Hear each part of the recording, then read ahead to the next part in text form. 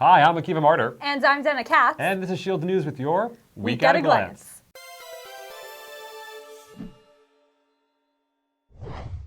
Longtime and beloved Stern professor Dr. Harvey Babich will not be returning to teach his genetics course this spring in light of his recent injury in a car accident.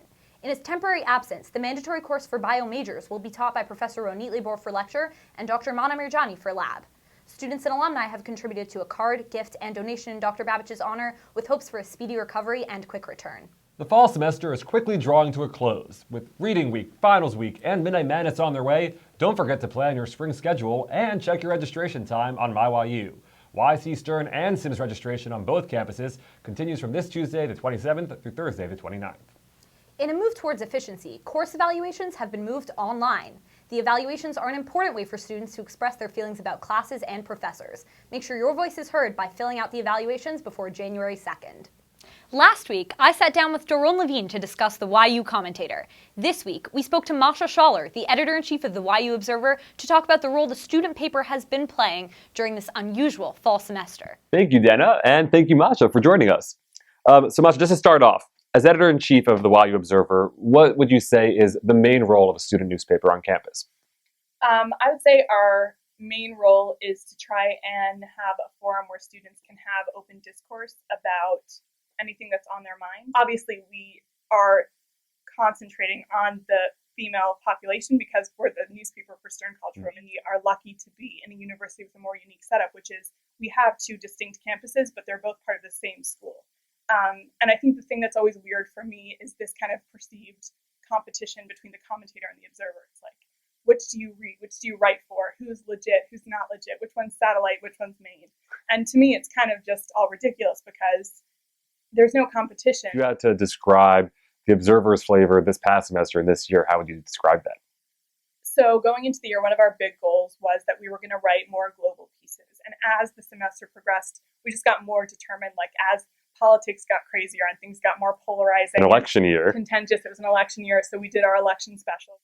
It was so fascinating to put that issue together and to read all these articles that were coming in about, Supreme Court justices and voting rights, and students writing articles about who they were voting for and how they were feeling about it and all these things. I think that people tend to underestimate college newspapers and college students as forums for change. And if you look at like all these big debates, young people are really always at the front. If you ever have an article that you feel like I want to share my voice on something, is that we're there for all the students who go here. Now over to Yeshua and Abigail with events. Hi, I'm Yoshua Zerman. And I'm Abigail Adler.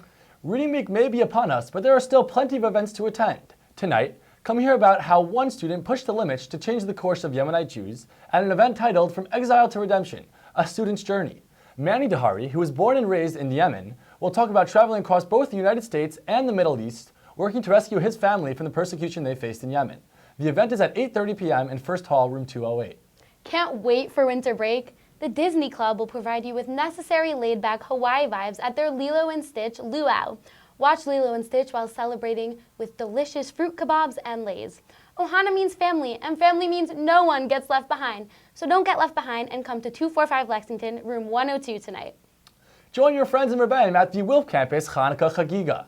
It's going to be quite the party with live music, latkes, and donuts. The Chagiga takes place at 8 p.m. on Tuesday in the Gottesman Library Heights Lounge. The Barron campus is ushering in the holiday cheer with the Hanukkah Winter Wonderland Chagiga. SCWSE, Sim Student Council, and TAC have joined forces to provide students with a fun night of dancing, hot chocolate, free giveaways, and more. The Chagiga begins at 8 p.m. on Tuesday in Koch Auditorium. Well, that's all the events we have for you today.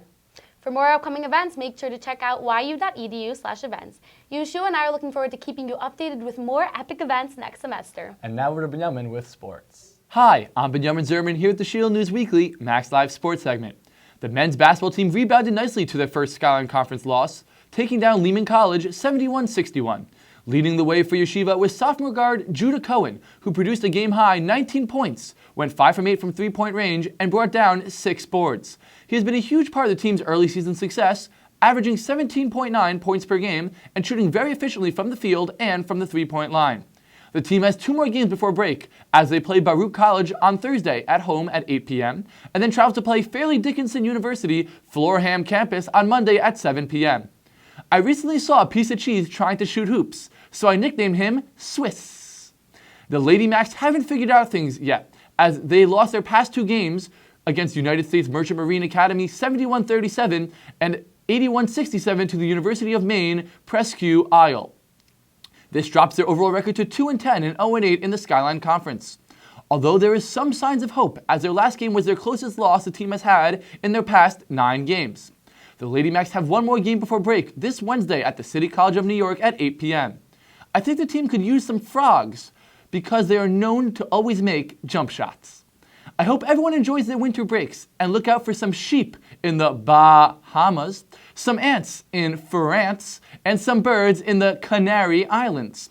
That's it for me here. It has been real. For more Maccabee scores and updates, be sure to check out yumax.com. Let's go, Max. Our fan of the week this week comes all the way from Israel. He's a Shield News enthusiast. It's Yosef Brander.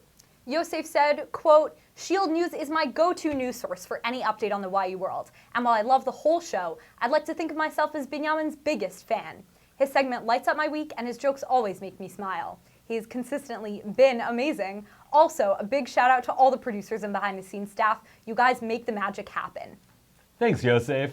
Well, that's all your Week at a Glance for this semester. Thanks so much for being here with us, and make sure to check out the rest of our videos coming out this week, and tune in next semester.